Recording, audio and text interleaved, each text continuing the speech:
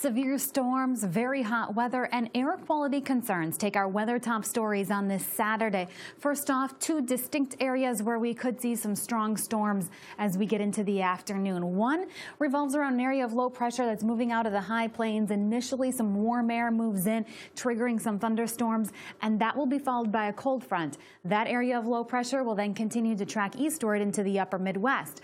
An enhanced risk zone of concern has been identified for the eastern portions of Montana and into western North Dakota. Large hail, damaging wind, and tornadoes all possible within that area.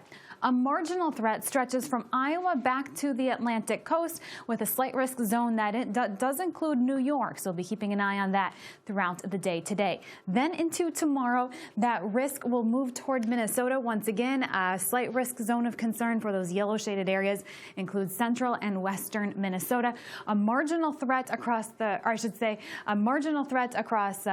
upper Midwest with a general thunderstorm threat stretching all the way down toward the southeast. So here's how it plays out. Here's the area of low pressure that's going to be moving up toward the Dakotas as we get into the day today. Strong, possibly severe storms will fire as we head toward the evening hours. Also, of course, watching the situation across New York where strong storms may be developing later on in the day today.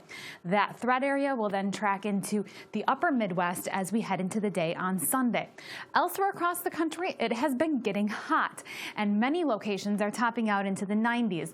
One of the locations that's going to be especially hot is across South Dakota and into northern Nebraska and northwestern Iowa. A heat advisory in effect for those locations until 9 o'clock tonight, where the heat index could be up to 105 degrees. In some of the other urban areas across the eastern half of the country, there are air quality concerns, a code orange for sensitive groups.